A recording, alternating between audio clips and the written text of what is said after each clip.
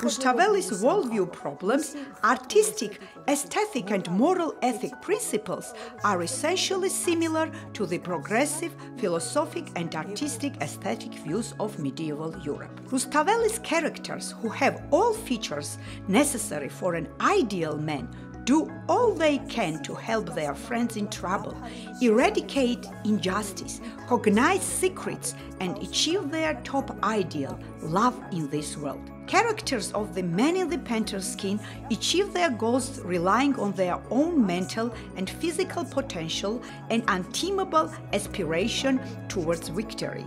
All this is motivated by love and guided by faith in God and fate.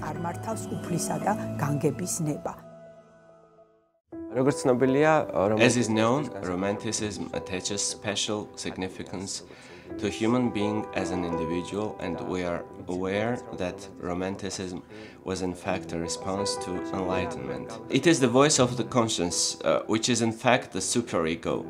Decades later, already Freud will construct his theory in which the superego means suppression of personal aspirations in favor of the society. From the viewpoint of human aspiration towards freedom, it is impossible not to mention Baratashvili's poem, his magnum opus, Merani. And what is charming in Merani? The writer of Merani always caused admiration due to its faithfulness to the idea, self-sacrifice, and opposition to fate.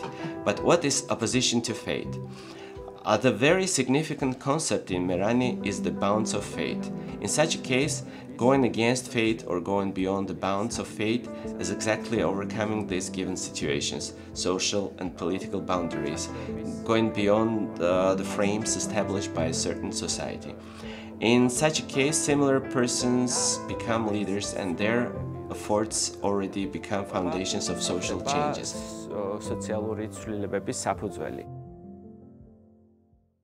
Ilya Jawahishvili, it may be said, came storming into the Georgian public and literary arena in the 1860s. The path of his activity and life was fully directed at the revival of the Georgian national consciousness, independence, national identity, all those values which were so significant for Georgia in the 19th century. Ilya Jawahishvili will unfold his literary positions, his civic positions quite widely in his publicistic activity as well. Exactly in these publicistic articles, Ilya appears as a person who is not only entrusted with the fate of Georgian literature of 19th century, but is also entrusted with the future of Georgian statehood, the future of Georgian culture. He's a man who is building the economy of Georgia,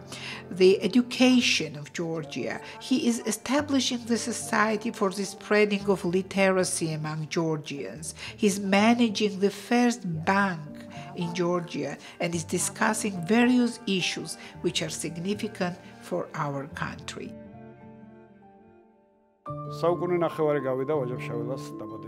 A century and a half has passed since the birth of Vajapshavela, and over this period the reader several times had an opportunity to rediscover him as a writer. It is noteworthy that not a single literary generation could pass by Vajapshavela's work indifferently. Not a single literary trend could resist the temptation to put his worldview within its own ideological thinking. To link the Georgian national literature to the world literature, Vajapshavela constructed the longest bridge from the east to the west. From classical literature to the modernist worldview, from patriotic feeling to cosmopolitanism.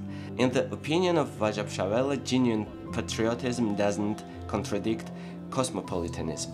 Every true patriot is a cosmopolitan, just like every clever cosmopolitan is a patriot. A person who serves his nation wisely and seeks to uplift his homeland both intellectually and morally, thereby educates the best members of humanity, facilitates the development and well-being of all mankind. And all this is based on the consciousness that people are equal regardless of their nationality, language, religion, class, or cultural affiliation.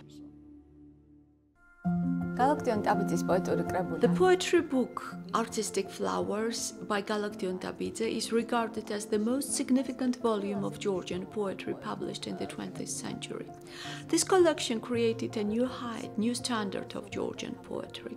For decades, not a single volume or poetic text could overshadow this book or escape its influence. Speaking about Artistic Flowers, we are keeping in mind the spirit, inspiration, social or cultural moods as a result of which this book came into being.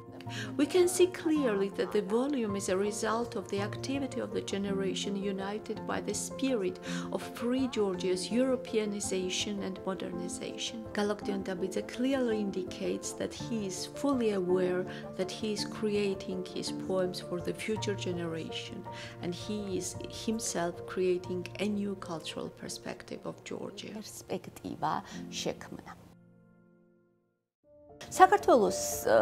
In the period of existence of the independent Republic of Georgia, in the years of the First Democratic Republic, Tbilisi turned into a new cultural center, namely a modernist avant-gardist center. Researcher of Georgian modernism Harsharam notes that Tbilisi of that period is a bohemian space in which literature is performed, consumed and lived. Several literary cafes which are created in Tbilisi at that time are the main places of gathering. Tiflis modernism and avant-garde is a cultural moment which still needs to be returned to the area of present-day Georgian culture and needs to claim its place on the cultural map of European modernism and avant-garde.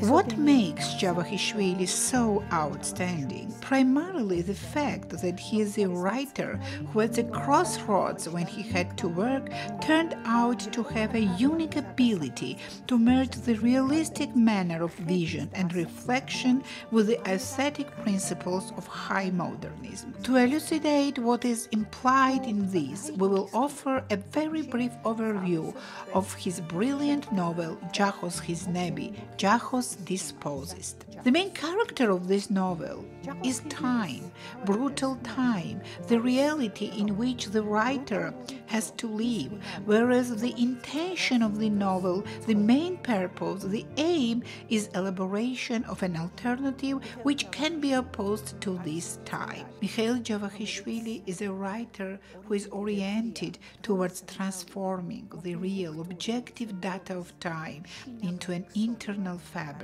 The main thing for him is to bring to the reader the message that the most important in this world is an individual shining with his identity, a rebellion, a fighter who finds the way of his salvation himself and who will never give way to the masses who are referred to by the pronoun we.